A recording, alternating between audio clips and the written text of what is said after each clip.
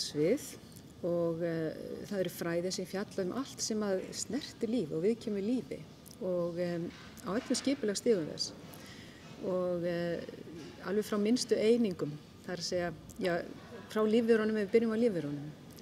Þá eru það lífverur og samfélög þeirra, hvernig það raða saman í samfélög og vistkerfi og þetta líka fjallar það hvernig einstök lífvera starfar, hvernig hún er uppbyggð og minnstu einingar þessara lífvera, frumurnar, sameindirnar sem að frumurnar eru byggðar upp og svo framvegis. Þannig að þetta er geysilega viðfemt og margbrotin fræði.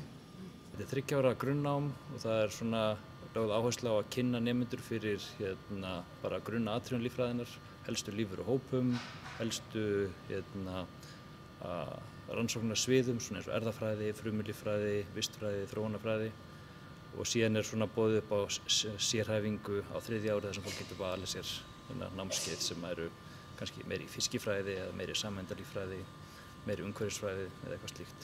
Námskeiðunum er raðað þannig inn í skilduna að þeir gefi nemendunum innsýn inn í öll þessi margbreytilegu svið líffræðinnar. Allt frá sameindum og upp í stór vistkerfi.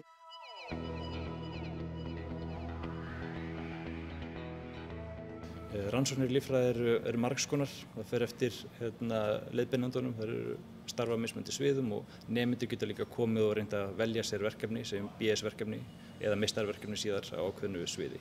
Segjum að vera áhuga fiskifræði eða vistfræði eða eitthvað slíku. Það er sem sagt frumulíffræði, þá er verið að fjalla um frumurnar, hvernig það starfa, byggingu einstakra lífsameinda og síðan er það erfðafræðin, hvernig erfðirnar það er geysilega mikið svið og hefur gerst alveg geysilega margt á þessum síðustu áratugum og þekking okkar fleygir fram þar. Síðan er það náttúrulega sem kannski stendur mér nær, það er vistfræðin og það er það hvernig þessar lífverur starfa í samfélögum og hvernig umhverfisþættir hafa áhrif á stofnalífvera og þeirra samfélög. Og til dæmis hvernig breytingar í umhverfinu, hvaða áhrif þær hafa, til dæmis loftslagsbreytingar á vistkerfi. Rannsóknir sem við erum að stunda meðal annars eru á erfðabreytileika í bleikju.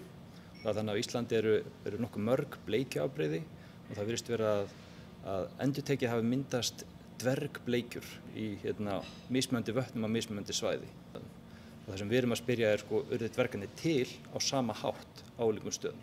Þá þurfum við að greina hvaða gen breyttust eða hvaða stökkbreytingar urðu og er þá dvergurinn í Þingvallavatni svo sami og dvergurinn í Húsafelli eða í tjörnunum við Mývatn til dæmis. Líffræðingar starfa á fjölbreytilegu sviði og fræðin eru, svo ég noti það aftur. Þeir hér á landi þá starfa þeir bæði að grunnrannsóknum. Þær fara að mestu leyti fram innan háskólastofnana en þó ýmsum öðrum stofnunum líka. Háskólasjúkrahúsið, miklar rannsóknir sem fara fram þar, bæði hagnýtar og grunnrannsóknir. Alls konar rannsóknarstofnanir opinbera líka, þá er það kannski meira hagnýtt. Matís, rannsóknarstofnun fiskiðnaðarins, Hafró, Landgræðsla ríkisins, bara til að nefna nokkrar. Síðan geta líffræðingar líka leita starfa hjá einkageiranum. Verkfræðistofur taka til dæmis á móti talsverðum hóp líffræðinga. Vöruþróun, alls konar, það atvinnumöguleikar eru margir. Þetta er gott veganesti.